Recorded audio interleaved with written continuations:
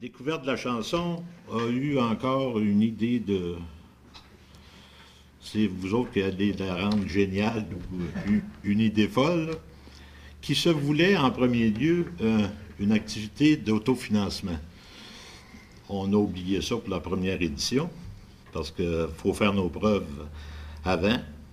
Le deuxième objectif que l'on avait, c'était de réunir des gens de Magog, des personnalités, et de faire un spectacle pour peut-être que Découverte s'impose un petit peu plus dans la population.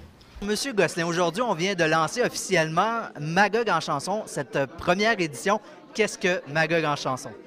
Magog en chanson se veut une activité qui va rassembler la population de Magog, surtout pour faire connaître le travail que nous faisons dans Découverte de la chanson de Magog. Et ça a toujours été aussi notre souci constant de mêler un petit peu plus la population et de faire une soirée, je pense, qui va avoir un succès phénoménal. En fait, ce sont à peu près une dizaine de personnalités bien connues de la région qui vont embarquer sur scène, là, si on veut donner une prestation, si je ne me trompe pas. En fait, c'est 9 personnalités. Plus, on a invité 4 invités d'honneur qui sont rendus un petit peu plus loin dans la chanson, parce qu'il faut bien penser que les 9 autres personnes n'ont jamais chanté, pour la plupart, en public. C'est une expérience qu'ils veulent vivre. Puis à voir ce matin, là, on va avoir de la misère avec eux un petit peu. Mais quand même, ils vont être très bien encadrés. Très professionnellement, parce que on est 3 formateurs qui ont été habitués de travailler ensemble pour Découverte. Il y a le chef d'orchestre, Étienne Chagnon, il y a Isabelle Côté qui va s'occuper de la voix et moi je vais m'occuper de la mise en scène.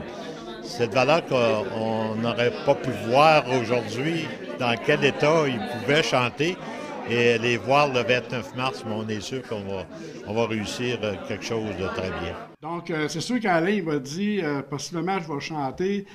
Une chance, j'ai pas dit de. Ouais, c'est peut-être un mauvais rêve que tu fais, là, mais. Mais je suis quasiment content d'avoir refusé de dire à Jean-Claude, possiblement, je vais partir dans le sud, mais que j'allais faire Magog en chanson, là. Mais quand que je vois les gens qui vont être candidats, je pense que je vais retarder mon voyage. Juste pour aller les voir chanter.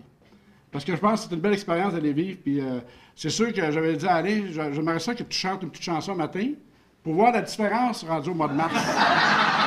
Tu sais, mais je ne ferai pas torturer des gens ici le matin. Vous êtes pas trop nerveux, hein, j'espère, en vue de cette première édition de Magog en chanson? Un peu de nervosité, oui, effectivement, mais c'est une belle nervosité parce que c'est toute une aventure qui nous attend. C'est une belle initiative, puis en tout cas, pour ma part, j'ai décidé d'embarquer. De votre côté, Alain? Oh oui, moi c'est pareil. Il y a un peu de nervosité, mais on est surtout là pour avoir du plaisir et pour remarquer l'initiative de Jean-Claude Gosselin. Là, je pense qu'on va avoir beaucoup de plaisir et on invite tout le monde à venir nous voir ce jour-là. Est-ce que vous sentez en vous une âme de rockstar? Oh, je n'irais pas jusqu'à dire ça, mais en fait, je tente de développer un petit peu l'émotion à travers ça, puis finalement, je vais y aller bien naturellement, je vais faire de mon mieux. Puis Alain, est-ce que... Oui? C'est une belle aventure qu'on va vivre et on n'a pas d'âme de rockstar, on va avoir du plaisir, mais peut-être ça va venir aussi parce que des fois, on perd dans bien des rêves et on va peut-être avoir des contrats à Las Vegas aussi. Hein? Puis finalement, est-ce que votre choix de chanson s'est arrêté sur quelque chose?